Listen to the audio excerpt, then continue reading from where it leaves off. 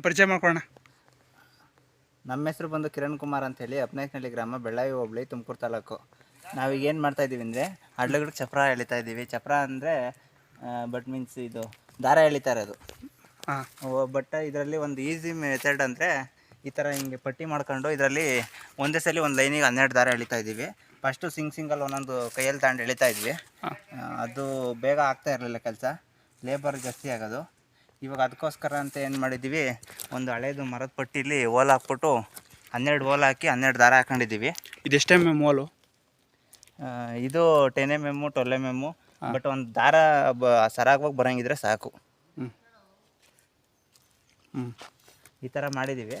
ಇದರಲ್ಲಿ ಕಟ್ಕೊಂಡ್ರೆ 12 ದಾರ ಒಂದೇ ಸಲ ಬರುತ್ತೆ. ಒಂದೇ ಸಲ ಹೋಗುತ್ತಾ? 12 ದಾರ ಈ ಥರ ಹಿಂಗೆ ಒಂದು ಕಡ್ಡಿಲಿ ಕಟ್ಕೊಂಡು ಹಿಂಗೆ ಅಟ್ ಎ ಟೈಮ್ ಹಿಂಗೆ ಹೋಗ್ತಾ ಇದ್ರೆ 12 ದಾರನೂ ಬರುತ್ತೆ. ಈ ರೀತಿ ಎಳೆಯೋದು ನೋಡ್ರಿ, ಹಿಂಗೆ ಆರಾಮಾಗಿ ಬರ್ತಾ ಇರುತ್ತೆ ದಾರ, ಏನು ಎತ್ತೆ ಹಾಕಲ್ಲ. ಒಂದೊಂದು ದಾರ ಎಳೆಯೋದಕ್ಕಿಂತ ಒಂದು ಸ್ವಲ್ಪ ಈಸಿ ಆಗುತ್ತೆ ಕೆಲಸ. ಈಗ ಒಂದೊಂದೇ ಬಿಚ್ಚಿಬಿಟ್ಟು ಕಟ್ಬಿಡೋದು ಆ ಕಡೆ. ಈ ಕಡೆ ಆಯಿತು. ಇವಾಗ ಕಡೆದು ಒಂದೊಂದು ಬಿಟ್ಕೊಬೇಕು ಮೊದಲು. ಕಡೆದು ಬಿಚ್ಕೊಂಡ್ರೆ ಕಡ್ಡಿ ಏರಿಬೇಷನ್ ಆಗುತ್ತೆ. ವೇರಿಯೇಷನ್ ಆದರೆ ಎಲ್ಲ ಒಂದೇ ತಗ ಬಂದ್ಬಿಡ್ತವೆ. ಅದರಿಂದ ಕಡೆದು ಬಿಡಬೇಕು. ಒಂದು ಬಿಟ್ಬಿಟ್ಟು ಇದ್ದವೆಲ್ಲ ಕಟ್ಕೊಂಡು ಕಡೆದು ಬಿಡ್ಬೇಕು ತಿರ್ಗಾ. ಏನಕ್ಕೆ ಅಂದರೆ ಕಡ್ಡಿಗೆ ಅದು ಕರೆಕ್ಟಾಗಿ ಈಕ್ವಲ್ ನಿಂತ್ಕೊಬೇಕಲ್ಲ, ಲೆವೆಲ್ಗೆ. ಅದಕ್ಕೋಸ್ಕರ ಅಷ್ಟೇ.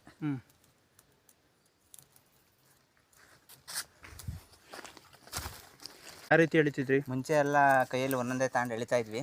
ಆ ಕೈಯಲ್ಲಿ ಒಂದು, ಈ ಕೈಯಲ್ಲಿ ಒಂದು, 2. ಇವರು ಮಾಡ್ತಾ ಇರೋದು ಅವಾಗ 6 ಜನ ಕೆಲಸ ಮಾಡ್ಬೇಕಾಯ್ತು. 6 ಜನ ಲೇಬರ್ ಕಾಸ್ಟ್ ಉಳಿತು. ಲೇಬರ್ ಕಾಸ್ಟ್ ಉಳಿತು, ಆದರೆ ಅಟ್ ಎ ಟೈಮ್ ಕೆಲಸ ಆಗುತ್ತೆ. ಮೊದಲು ಏನಾಗಿತ್ತು ಅಂದರೆ ಗಿಡ ಬೆಳೆದ್ರೂ ಚಪ್ರ ಎಳಿಯೋಕೆ ಆಗ್ತಾ ಇರಲಿಲ್ಲ.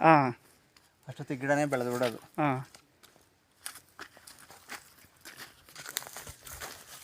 ನೋಡಿ, ಈಗ ಅಲ್ಲಿಂದ ಎಳ್ಕೊಂಬಂದು ಇದು ಲಾಸ್ಟ್ ಎಂಟು ದಾರ ಇದರಲ್ಲೆಲ್ಲ ಕಟ್ಕೊಂಡಿದ್ದೀವಿ.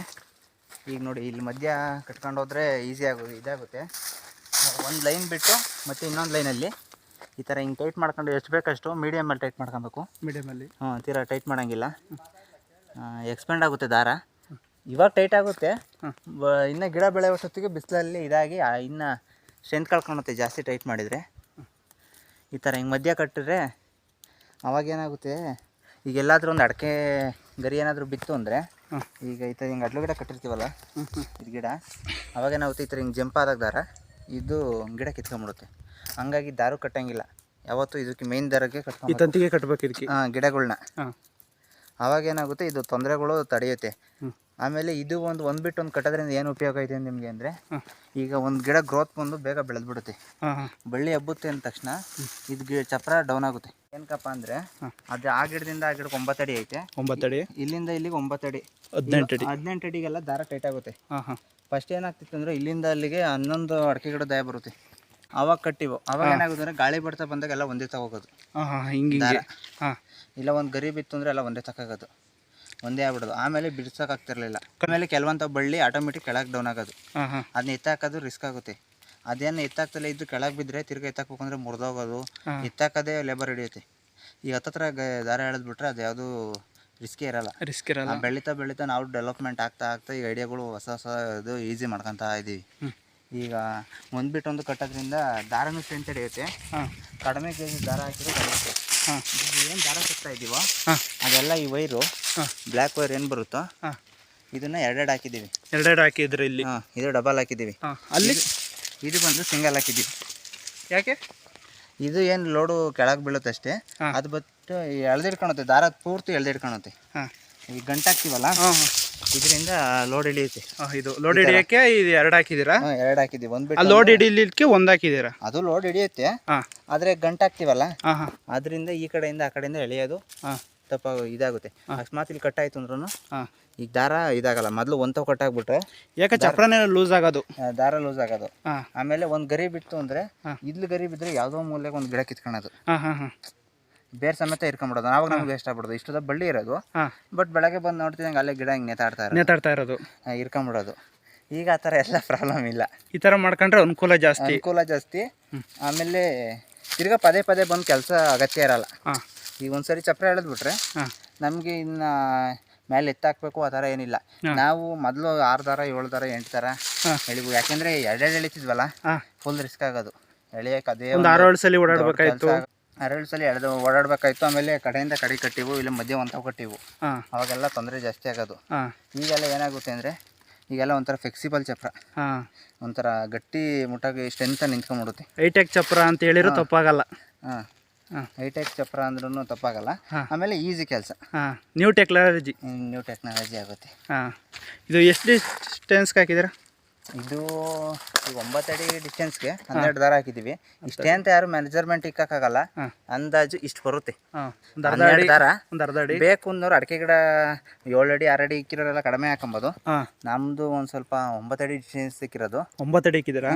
9 ಹಾಂ ಅದರಿಂದ ನಾವೇನು ಮಾಡ್ತೀವಿ 12 ದಾರ ಹಾಕಿದ್ದೀವಿ. 12 ದಾರ ಹಾಕಿದ್ದೀರಾ? ಹಾಂ 12 ದಾರ ಏನು ಕಪ್ಪ ಹಾಕಿದ್ದೀವಿ ಅಂದರೆ ಈಗ ಒಂದು ಕುಡಿ ಬಂದರೆ ಅದು ಒಂದು ಗೆಣ್ಣು ಅಷ್ಟಕ್ಕೂ ಒಂದು ಗೆಣ್ಣು ಬರುತ್ತೆ. ಇದು ಹಾಂ ಹಾಂ ಹಾಂ ಇದು ಅಡ್ಲಗಿಡೋದು ತೋರಿಸ್ರಿ. ಇದು ಗೆಣ್ಣು ದೂರ ಬರುತ್ತೆ ನೋಡಿ, 1 ಅಡಿ ಬರುತ್ತೆ. ಹಾಂ ಇಲ್ಲಿ ಇದ್ರದ್ದು ಬಳ್ಳಿ ಒಂದೇ ಸಲ ಜಂಪ್ ಆದರೆ ಇಲ್ಲಿ ಬರುತ್ತೆ. ಹಾಂ ಹಾಂ ಅವಾಗ ಕೆಳಗೆ ಬೀಳೋ ಚಾನ್ಸಸ್ ಕಡಿಮೆ ಇರುತ್ತೆ. ಹಾಂ ಈ ಥರ ಹಿಂಗೆ ಪ್ರತಿಯೊಂದು ಕಟ್ಟೋದ್ರಿಂದ ನಿಮ್ಗೆ ಉಪಯೋಗ ಜಾಸ್ತಿ ಆಗುತ್ತೆ. ಹ್ಞೂ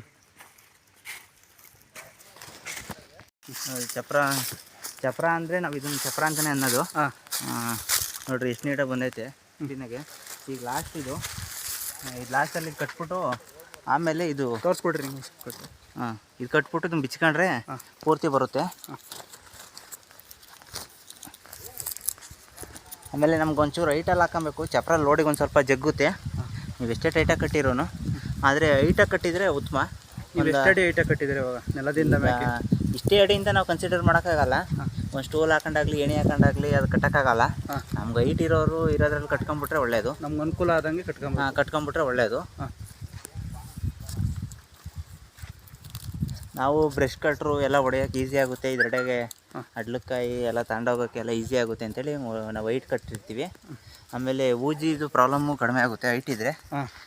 ಗಾಳಿ ಆಡುತ್ತಲ್ಲ, ಗಾಳಿ ಬೆಳಕು ಸರಾಗವಾಗಿ ಒಳಗಡೆ ಬರುತ್ತೆ.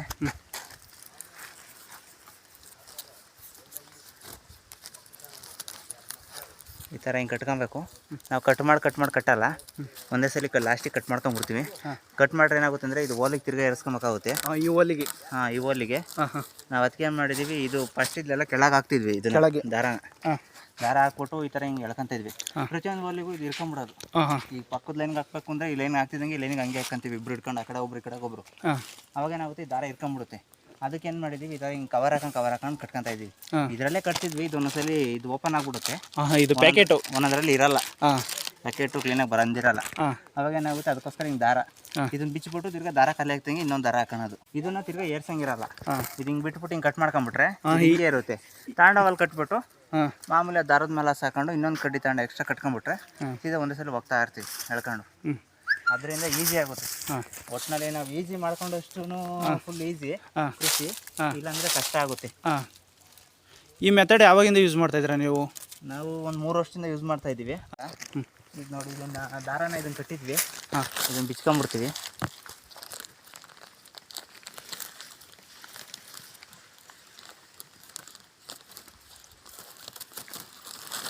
ಈ ಥರ ಹಿಂಗೆ ತೆಗೆದ್ರೆ ಪೂರ್ತಿ ನೋಡಿ ಈ ದಾರ ಹಿಂಗೆ ಓಪನ್ ಆಗುತ್ತೆ ಕ್ಲೀನಾಗೆ. ಈಗ ಆ ಕಡೆ ಹೋಗಿ ಬಿಡ್ಕೊಂಡು ತಗೊಂಡ್ಬೇಕು. ತೋರಿಸ್ತೀರಿ ಈ ಕಡೆಗೆ. ಇದು ಹಿಡ್ಕೊಳ್ರಿ.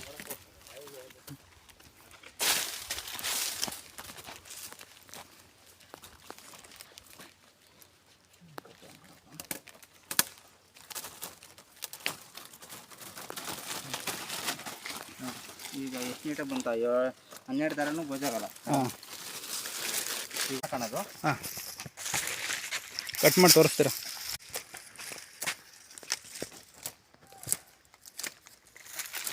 ಈ ರೀತಿ ಬಿಟ್ಟರೆ ಏನು ಗೋಜಾಗಲ್ಲ. ಯಾಕೆಂದ್ರೆ ನಾವು ಪ್ರತಿಯೊಂದು ಬೋಲು ಸಪ್ರೇಟಲ್ಲಿ ಏರ್ಸ್ಕೊಂಡಿದ್ದೀವಲ್ಲ, ಅದರಿಂದ ಏನು ಗೋಜಾಗಲ್ಲ. ಈಗ ಬರೀ ಮರದ ಪಟ್ಟಿ ಹಿಡ್ಕೊಂಡು ಬೇರೆ ಲೈನ್ಗೆ ಇಟ್ಕೊಂಡ್ರೆ ಆಯ್ತು. ಏನಿದೆಯೋ ಇದೇ ರೀತಿ ತಗೊಂಡು ಕಟ್ಕೊಂಡ್ರೆ ಈಸಿ ಆಗುತ್ತೆ. ಅಷ್ಟು ದಾರನೂ ಫಿಕ್ಸ್ ಮಾಡೋದು ತಪ್ಪುತ್ತೆ. 12 ದಾರನೂ ಕಟ್ಟೈತೆ ನೋಡಿರಿ, ಏನು ಕ್ಲೀನಾಗಿ ಕಾಣ್ತಾ ಇದೆ. ಪರ್ಫೆಕ್ಟಾಗಿ ಕೆಲಸ ಆಗೈತೆ ನೋಡಿ. ಇದು ಮರದ ಪಟ್ಟಿ ಬಂದು ಇದೇ ರೀತಿ ಕಟ್ಕೊಬೇಕು. ಈ ರೀತಿ ಒಂದೊಂದ್ಸಲಿ ಹಿಂಗೆ ಗಂಟು ಆಗುತ್ತೆ, ಒಂದೊಂದ್ಸಲಿ ದಾರದಲ್ಲೇ ಪ್ರಾಬ್ಲಮ್ ಬರುತ್ತೆ. ದಾರದಲ್ಲೇ ಒಂದೊಂದು ಕಂಪ್ನಿಲಿ ಒಂದೊಂಥರ. ಈ ದಾರ ನಮಗೆ 50 ರೂಪಾಯಿ ಕೆಜಿಲಿ ತಂದಿದ್ದು. ಮೊದಲು 100 ರೂಪಾಯಿ ಕೆಜಿ ತರಿಸಿದ್ವಿ. ಈ ತುಮಕೂರಲ್ಲಿ ಹೋಲ್ಸೇಲ್ ಅಂಗಡಿಯಲ್ಲಿ 1250 ರೂಪಾಯಿ ತಂತಾರೆ 25 KG bag. 25 KG bag 25 KG ತಗೊಂಬಂದರೆ ನಮಗೀಗ ಹತ್ತತ್ರ ಒಂದು 25 ಕುಂಟೆ 30 ಕುಂಟೆಗೆ ಆಗುತ್ತೆ. ನೀವು ಇದ್ರ ಮೇಲೆ ಡಿಪೆಂಡ್ ಆಗುತ್ತೆ, ಎಳೆದ್ರ ಮೇಲೆ, ಸಾಲ್ ಮೇಲೆ ಡಿಪೆಂಡ್ ಆಗುತ್ತೆ ಒಂದೊಂದ್ಸಲಿ. ನೋಡಿರಿ, ಈ ಥರ ಮರದ ಪಟ್ಟಿ ಹಿಂಗೆಲ್ಲ ಟರ್ನ್ ಆಗಬಾರ್ದು, ಇದೇ ರೀತಿ ಇರಬೇಕು. ಟರ್ನ್ ಆದರೆ ಏನಾಗುತ್ತೆ? ಟರ್ನ್ ಆದರೆ ದಾರ ಕ್ಲೀನಾಗಿ ಬರೋಲ್ಲ, ಎಳೆಯೋಕ್ಕೆ ರಿಸ್ಕ್ ಆಗುತ್ತೆ, ಈಸಿಯಾಗಿ ಜಾರಲ್ಲ ದಾರ, ಅದು ಪ್ರಾಬ್ಲಮ್ ಆಗುತ್ತೆ. ಈ ರೀತಿ ಕಟ್ಕೊಂಡ್ರೆ ಈಸಿಯಾಗಿ ಸುಮ್ಮನೆ ಒಂದೇ ಕೈಯಲ್ಲಿ ಪುಷ್ ಮಾಡ್ಕೊಂಡು ಹೋದ್ರೆ ಸಾಕು ಬರುತ್ತೆ ದಾರ. ಈ ರೀತಿ ನೀವು ಇದನ್ನು ಕಟ್ಟಿದ್ರಲ್ಲ, ಇದು ಉಂಡೆ ಎಷ್ಟು ಲೈನು ಬರುತ್ತೆ? ಇದು ಒಂದು 3 ಲೈನು, 4 ಲೈನು, ಇದು ಡಿಫ್ರೆಂಟ್ ಸೈಜ್ ಬರುತ್ತೆ ಇದರಲ್ಲಿ. ಚಂದು ದಪ್ಪು ಹಿಂಗೆಲ್ಲ ಬರುತ್ತೆ. ಅದರಲ್ಲಿ ಏನು ವೇರಿಯೇಷನ್ ಬರೋಲ್ಲ, ಒಂದು ಲೈನ್ ಎಕ್ಸ್ಟ್ರಾ ಬರುತ್ತೆ, ಇಲ್ಲ ಒಂದು ಲೈನ್ ಕಡಿಮೆ ಬರುತ್ತೆ. ನಮ್ಗೆ ಅದರಿಂದ ಏನು ತೊಂದರೆ ಆಗಲ್ಲ. ಈ ಥರ ಹಿಂಗೆ ಖಾಲಿ ಆಗ್ತಿದ್ದಂಗೆ ಈ ಥರ ಹಿಂಗೆ ಹಾಕೊಂಬಿಟ್ರೆ ಈಸಿ ಆಗುತ್ತೆ.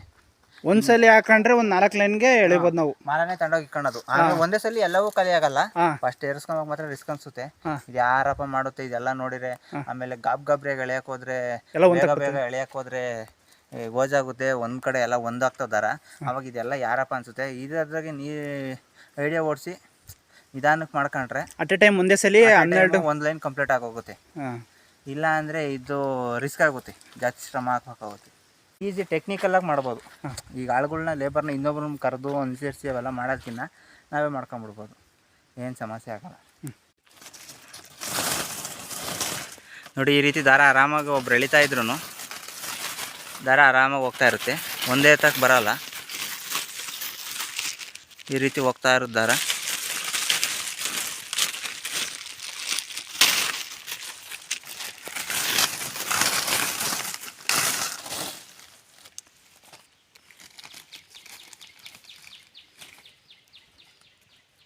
ಆಗೈತೆ ಈ ಥರ ಮೊದಲೇ ಒಂದು ದಾರದ ಉಂಡೆ ತಗೊಂಡ್ಬಿಟ್ಟು ಒಂದು ಕವರಲ್ಲಿ ಹಾಕಿಕೊಂಡಿದ್ದೀನಿ.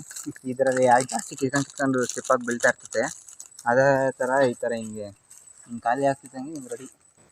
ಬೇಗ ಕೆಲಸ ಇದಾಗ್ತಾ ಇರ್ತೈತಿ. ಫ್ರೀ ಹಾಕೊಂಡ್ರೆ ಆಯಿತು. ಚಪ್ರ ಎಲ್ಲ ಕಂಪ್ಲೀಟಾಗಿ ಎಳ್ದಿದ್ದೀವಿ. ನೀವು ಡೈರೆಕ್ಟಾಗಿ ನಮ್ಮ ತೋಟಕ್ಕೆ ವಿಸಿಟ್ ಮಾಡಿ ನೋಡ್ಕೊಂಡು ಹೋಗ್ಬೋದು. ನಾವು ಪ್ರತಿಯೊಂದು ಡೈರೆಕ್ಟಾಗಿ ಇನ್ಫಾರ್ಮೇಷನ್ ತಿಳ್ಕೊಂಡು ಹೋಗ್ಬೋದು. ಚಪ್ರ ತುಂಬಾ ಚೆನ್ನಾಗಿ ಬಂದಿದೆ ನೋಡಿ. ಗಿಡ ಎಷ್ಟು ಅಲ್ಲೇ ದೊಡ್ಡದಾಗ್ಬಿಟ್ಟೈತೆ. ಇನ್ನೊಂದು ವಾರ ಚಪ್ರ ಕಬ್ಬುತ್ತೆ.